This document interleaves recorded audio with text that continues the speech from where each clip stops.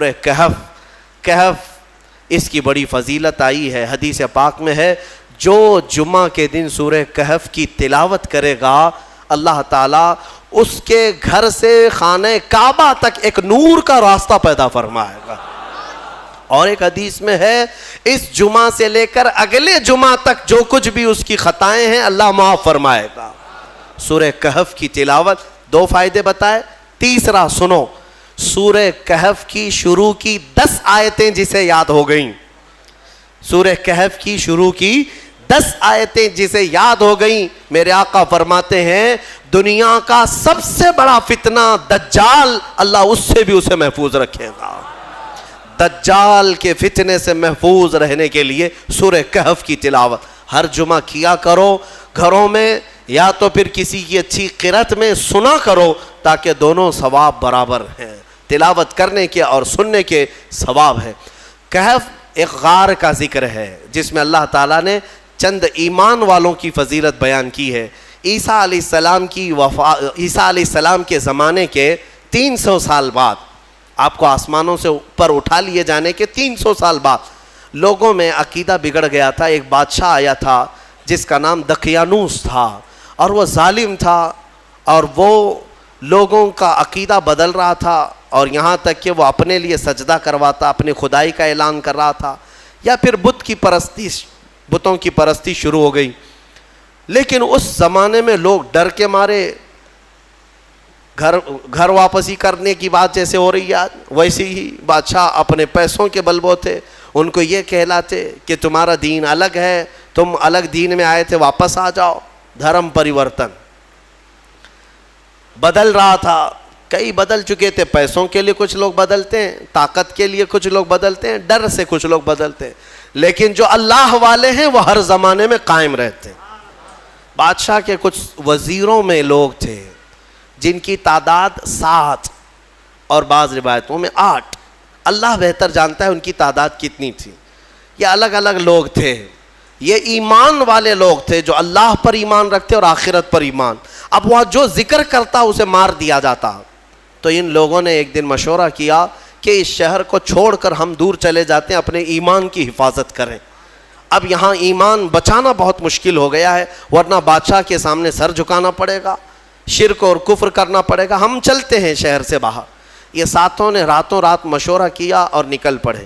ان کے ساتھ ایک کتا ہو لیا، اصحاب کہف کا کتا کہا جاتا ہے، ساتھ میں چلتا رہا. اور یہ لوگ آبادی سے بہت دور نکل کر باہر گئے، اور ایک غار تھا، اس غار میں ان لوگوں نے رات کو پناہ لی، سونے کے لیے چلے گئے. اور وہاں پر جب سونے کے لیے وہ لوگ گئے تو اللہ تعالیٰ فرماتا ہے فَضَرَبْنَا عَلَىٰ آذَانِهِمْ فِي الْكَهْفِ سِنِينَ عَدَدًا، ہم نے ان کے کانوں پر سالوں تک کے لیے نیند کو طاری کر دیا، سلا دیا ان کو رب تعالیٰ. وہ ایسی گہری نیند میں سو گئے کہ پھر اٹھے نہیں. دن گزرتے چلے گئے. بادشاہ کو کسی نے خبر کر دی کہ تیرے دربار کے یہ وزیر بھاگے ہیں. بادشاہ نے ڈھونڈنے کا حکم دیا، اور ڈھونڈتے ڈھونڈتے ان کے پیروں کے نشان سے وہاں غار تک لوگ پہنچ گئے. بادشاہ نے کہا، بادشاہ سے کسی ایک شخص نے کہا اس غار کے اندر یہ لوگ سو رہے ہیں. تو بادشاہ نے کہا ان کی سزا یہ ہے کہ اس غار کو اچھی طرح سے دیوار لگا کر بند کر دو، یہی ان کی قبر بن گئی، یہ کبھی باہر نہ آ سکے. ان کی سزا یہی ہے. دیوار تعمیر کر دی گئی اور غار کا منہ سب بند کر دیا گیا، وہ نکل نہیں سکتے تھے. اندر جیسے ہی وہ لوگ سو گئے، بادشاہ سزا دے کر چلا گیا. وہاں ایک چرواہا تھا، اس نے ان کا پورا واقعہ دیوار پر لکھ دیا. یہ کون لوگ تھے، ان کا نام کیا تھا، یہ کیوں اپنے شہر سے نکلے تھے، لکھ کر کے رکھ دیا. زمانے بدلتے گئے، مہینے، سال، اس کے بعد صدیاں، 300 سال گزر گئے. 300 سال گزر گئے تقریباً. 300 سال کے بعد اللہ تبارک و تعالیٰ نے دوبارہ انہیں اٹھایا. وہ جب اٹھے تو آپس میں ایک دوسرے کو دیکھنے لگے، پوچھنے لگے کتنی دیر ہو گئی سو کر کے. کسی نے کہا ہم رات کو آئے تھے صبح ہو گئی ہے، کسی نے کہا صبح آئے تھے دوپہر ہوئی. اب اسی سے آپ اندازہ لگا لیں کہ رب تبارک و تعالیٰ صدیوں کو چاہے تو منٹوں میں گھیر سکتا ہے. جب اصحاب کہف کے ایمان والوں کے لیے 300 سال آدھے دن کے برابر لگ رہے ہوں تو میرے مصطفیٰ کے معراج کا سفر اگر وہ لاکھوں سال کا بھی ہو تو دنیا والوں کے لیے منٹوں کا کیوں نہیں لگ سکتا؟ یہ اللہ رب العزت جیسا چاہے وقت کو گھیر دے اور چھوٹے وقت کو چاہے تو طویل کر دے. ہاں اب اٹھے اور اس کے بعد ان لوگوں نے پھر آپس میں دیکھ کر نشانیاں بھی بدلی ہوئی تھیں, بال بڑے تھے, ناخن بہت بڑے ہو چکے تھے, سب تبدیلی تھی. تو پھر انہوں نے کہا خیر جیسا بھی ہے ایک صاحب کو بھیجو تاکہ کھانا لے آئے, بھوک لگی. تو ایک صاحب ان میں جو تھے ان کو کہا کہ چھپ کر کے جانا, کہیں بادشاہ کے کارندے دیکھ نہ لیں ورنہ وہ ہمیں پکڑ لیں گے تو پھر اپنے دین میں واپس لے جائیں گے یا تو پھر ہمیں ہلاک کر دیں گے. یرجموکم او یعیدوکم فی ملتہم, وہ اپنی دین میں ہمیں واپس لے جائیں گے, سنبھل کر جانا. پھر ایک صاحب نکلے پیسے لے کر کے, بازار میں گئے کھانا لینے کے لیے, کھانا خریدا اور پیسے دیا. ارے 300 سال پہلے کا سکہ تھا, کتنی بادشاہتیں آئی گئی. دکان والے نے دیکھا اور کہا یہ کیا دے رہے ہو؟ کہا پیسہ دے رہے ہیں. کہا یہ پیسے کہاں سے تمہیں ملے؟ کہا یہ ہمارے اپنے پیسے ہیں. دکان والے کو شک ہوا کہ اس کو شاید پرانا کوئی خزانہ ہاتھ لگا ہوگا, کیونکہ سونے کے سکے ہوتے تھے پہلے, چاندی کے سونے کے سکے, یہی کرنسی ہوتی تھی. یہ نوٹوں کی یہ یہودیوں کی کرنسی جس کو آج ہم استعمال کر رہے ہیں. اصل جو کرنسی تھی وہ سونے اور چاندی کی ہوا کرتی. تو پھر دکان والے نے اس صاحب کو جو اصحاب کہف میں ہیں دکان پر ہی کھڑا کیا اور اندر سے جا کر کے بادشاہ کی پولیس کو خبر کر دیا. اس وقت جو بادشاہ تھا اس کا نام بیدروس تھا, وہ ایمان والا تھا اور وہ اللہ کی بارگاہ میں دعا کر رہا تھا, روز دعا کرتا تھا کہ اے مولا میری قوم گمراہ ہو رہی ہے, یا آخرت پر یقین نہیں کر رہی ہے, مرنے کے بعد دوبارہ زندہ ہونے پر یقین نہیں کر رہی ہے, تو کوئی ایسی نشانی دکھا دے کہ ان کا عقیدہ مضبوط ہو جائے.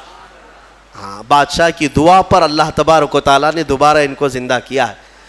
تو بیدروس کے پاس جب یہ خبر پہنچی کہ ایسا ایسا ایک شخص آیا ہے جو پرانے زمانے کے سکے لے آیا ہے, تو بادشاہ نے اپنی فوج کو ساتھ کر دیا کہ جاؤ اس شخص کے ساتھ, یہ کہاں سے آیا. جب یہ کھانا لینے آئے ہوئے صاحب نکل کر کے واپس پوری فوج کے ساتھ غار آ رہے تھے, تو اصحاب کہف نے کہا ہمارا ساتھی پکڑا گیا اور بادشاہ کی فوج آ رہی ہے ہمیں گرفتار کرنے. لیکن جو آئے وہ لوگ, ان لوگوں کو دیکھا تو سارے لوگوں نے اللہ کی بارگاہ میں سجدہ ریز ہو گئے. کہا اصحاب کہف کے بارے میں ان لوگوں نے سن رکھا تھا کہ کچھ لوگ ایسے تھے جو بادشاہ سے اپنا ایمان بچا کر چلے گئے تھے اور غار ان کے لیے قبر بنا دی گئی تھی, اور آج غار کھلا ہے اور اس میں یہ لوگ زندہ سلامت بیٹھے ہوئے 300 سال کے بعد زندہ سلامت بیٹھے. تو بادشاہ نے اپنی پوری قوم کو بلایا اور کہا کہ دیکھو وہ رب قدیر 300 سال کے بعد جب کسی کو بیدار کر سکتا ہے تو ہر انسان کو موت کے بعد دوبارہ زندہ ضرور فرمائے گا. عقیدہ آخرت کو زندہ کیا. اب اصحاب کہف دوبارہ اپنی غار میں گئے, کھانے ہونے کا مسئلہ تو ختم, اور دوبارہ ان کو نیند لگ گئی. اللہ نے پھر ان کو گہری نیند میں سلا دیا. جیسی ہی وہ سو گئے تو اصحاب کہف کا کتا بھی اسی طرح زندہ ہوا, اسی طرح پھر سویا. اب جو بیدروس تھا اس نے دیوار پھر سے بنا دی اور ان کا پورا واقعہ لکھا, اور وہاں ایک مسجد بنائی, اور مسجد بنا کر وہ ڈیٹ, وہ جو دن تھا جس دن وہ اٹھے تھے, اس دن کو یادگار کے طور پر سارے لوگوں کو اعلان کیا کہ سال میں جب یہ دن آئے گا سب یہاں جمع ہوں گے اور اللہ کی عبادت کریں گے. اسی سے تو عرس کی شرعی حیثیت بھی ثابت ہوتی ہے. اولیاء اکرام کے عرس ہم جو مناتے ہیں قرآن پاک میں موجود ہے. اصحاب کہف جس دن سوئے جس دن اٹھے وہ تاریخ لکھ دی گئی. بہرحال اب اصحاب کہف کو دوبارہ جب اندر رکھا گیا تھا تو سونے کے تابوت بنائے تھے بادشاہ نے. یہ بیدروس نے سونے کے جنازے تابوت بنا کر اس میں ان کو لٹایا اور اندر رکھا. ایک ہی دن کے بعد وہ بادشاہ کے خواب میں آئے اور کہنے لگے کہ ہم دنیا سے بھاگ کر کے یہاں آئے اور تو دنیا ہمارے پاس لایا ہے, فوراً ہمیں اس سونے اور چاندی سے الگ کر. پھر دوبارہ ان کا غار کھولا گیا, پھر وہ سونے کے تابوت سے انہیں نکالا گیا اور پھر صاف مٹی میں انہیں سلایا گیا. یعنی میرے عزیزو اندازہ کرو ان 7 لوگوں کے بارے میں کہیں قرآن میں یہ نہیں ہے کہ وہ نبی ہیں، وہ شہید ہیں، وہ صدیق ہیں، نہیں، بلکہ مولا فرماتا ہے وہ 7 نوجوان تھے جنہوں نے اپنا ایمان بادشاہ سے بچا کر اللہ پر یقین کر کے غار میں پناہ لی، تو اللہ نے ان کا تصرف اور طاقت اتنی عطا کی کہ ان کی سونے کے بعد بھی وہ جس کے خواب میں جائیں چلے جائیں اور 300 سال بعد جب چاہیں بیدار ہو جائیں۔ اب جن کے بارے میں صاف ثابت ہے کہ امت مصطفیٰ کی یہ اولیاء ہیں، صدیق ہیں، شہید ہیں، تو کیا وہ اپنی قبروں میں زندہ نہیں ہو سکتے؟ اور اگر صدیق شہید زندہ ہیں تو میرا مصطفیٰ بھی اپنی قبر میں زندہ ہے۔ رسول پاک صلی اللہ علیہ وسلم کی زندگی پاک کو کیا سمجھ سکتے؟ اصحاب کہف کا یہ جو واقعہ ہے یہ قرآن پاک میں بیان کیا گیا۔ عزیزان گرامی، اب بھی اصحاب کہف اپنی غار میں سو رہے ہیں، اب بھی سو رہے ہیں، یہاں تک کہ حدیث میں ہے ہر عاشوراء کی محرم کی تاریخ کو، یعنی 10ویں محرم کو وہ کروٹ بھی بدلتے ہیں، اور قرآن یہ کہتا ہے کہ سورج بھی ان کے اوپر سے جاتا ہے۔ وہ غار ایسی کیفیت میں، لوکیشن ایسا ہے اس غار کا کہ سورج جب جاتا ہے تو دوپہر کے وقت آتا ہے تو سورج اس طرف کو ہو جاتا ہے ڈھلنے کے وقت، گرمیوں میں اس طرف، ٹھنڈیوں میں اس طرف۔ اور مولا تعالیٰ قرآن میں فرماتا ہے کہ اللہ تعالیٰ نے ہر موسم کی سختی سے ان کو محفوظ رکھا ہے۔ سورہ کہف میں دوسرے صفحے میں آپ پڑھ لیں، سورج کی تپش سے، بارش کی سڑن سے، ٹھنڈیوں کے گلانے سے اللہ ان کی حفاظت فرمایا۔ اور پھر فرماتا ہے وَتَحْسَبُهُمْ أَيْقَاظًا وَهُمْ رُقُودٌ، تم اگر ان کو دیکھو گے، اللہ فرماتا ہے، تو تمہیں وہ جاگتے ہوئے نظر آئیں گے۔ تَحْسَبُهُمْ أَيْقَاظًا وَهُمْ رُقُودٌ، جبکہ وہ سو رہے ہیں۔ وَنُقَلِّبُهُمْ ذَاتَ الْيَمِينِ وَذَاتَ الشِّمَالِ، اللہ فرماتا ہے ہم ان کو کبھی دائیں جانب کروٹ دیتے ہیں، کبھی بائیں جانب کروٹ دیتے ہیں۔ اور اتنا ہی نہیں، وَقَلْبُهُمْ بَاسِطٌ ذِرَاعَيْهِ بِالْوَسِيطِ، اللہ فرماتا ہے اور ان کا کتا پالتی مار کر ان کے قریب میں بیٹھا ہوا ہے، یعنی چاروں پیر جیسے کتا کسی کی نگرانی میں بیٹھتا ہے۔ قرآن کہہ رہا ہے ان کا کتا چاروں پیر پھیلائے ہوئے ان کے پاس بیٹھا ہوا ہے۔ کتے کے بارے میں قرآن میں آیا جس کا نام بھی قطمیر، وہ کتا ابھی بھی بیٹھا ہوا ہے غار میں۔ اور رب تعالیٰ یہ بھی فرماتا ہے تم انہیں دیکھ نہیں سکو گے، اگر دیکھنے کی کوشش کرو گے لَوَلَّيْتَ مِنْهُمْ فِرَارًا وَلَمُلِئْتَ مِنْهُمْ رُعْبًا، تم پیٹ پھیر کر بھاگ جاؤ گے، ایسا رعب ہم طاری کریں گے، رعب طاری ہو جائے گا، کوئی دیکھ نہیں سکے گا وہ کس کیفیت میں ہے۔ اللہ ان کی حفاظت کر رہا ہے۔ اب میں اس پورے سورہ کہف کے بعد اخیر میں ایک جملہ ضرور کہنا چاہوں گا۔ عزیزان گرامی، اصحاب کہف ایمان والے تھے، ایمان والے تھے اور اللہ تعالیٰ کے محبوب بندے تھے، لیکن کتا کون سے ایمان والا ہے؟ کتا کون ہے؟ کتا تو ایک جانور ہے، اور اس کے بارے میں حدیث میں آیا ہے سارے جانور قیامت کے دن ختم کر دیا جائیں گے، وہ معدوم کر دیا جائیں گے، ان کا وجود ختم کر دیا جائے گا، لیکن کچھ جانوروں کا ذکر میرے آقا نے حدیث میں فرمایا وہ جنت میں بھی جائیں گے۔ ان جانوروں میں اصحاب کہف کا کتا بھی ان کے ساتھ جنت میں جائے گا۔ اصحاب کہف کا کتا جنت میں جائے گا۔ اب مجھے یہ توجہ چاہتا ہوں، اصحاب کہف کا کتا جنت میں کیوں جائے گا؟ اس لیے میرے عزیزو ہے کتا، لیکن تھا اللہ والوں کے ساتھ۔ تھا کس کے ساتھ؟ اللہ والوں کے ساتھ تھا۔ اسی لیے کہتے ہیں اولیاء اکرام کے دامن سے جو چیز لگ جاتی ہے وہ بھی نسبت سے بڑی محترم ہو جاتی ہے۔ اصحاب کہف کا کتا اگر ان کے قریب ہو کر جنت میں جا سکتا ہے تو ہم غوث کے دیوانے ہو کر کیوں نہیں جا سکتے؟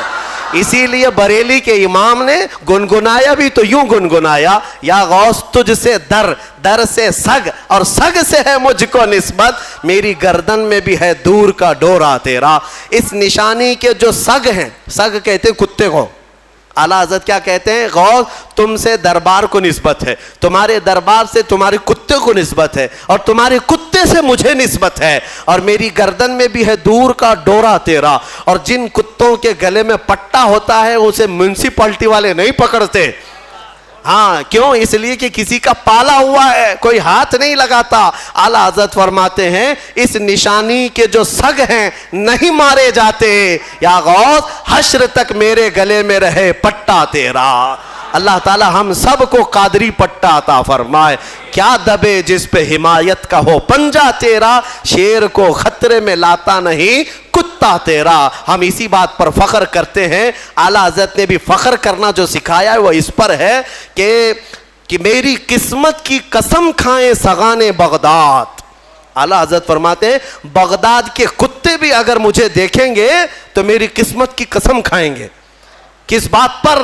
اعلیٰ حضرت فرماتے ہیں میری قسمت کی قسم کھائیں سگان بغداد، ہند میں رہ کے بھی دیتا رہوں گا پہرا تیرا۔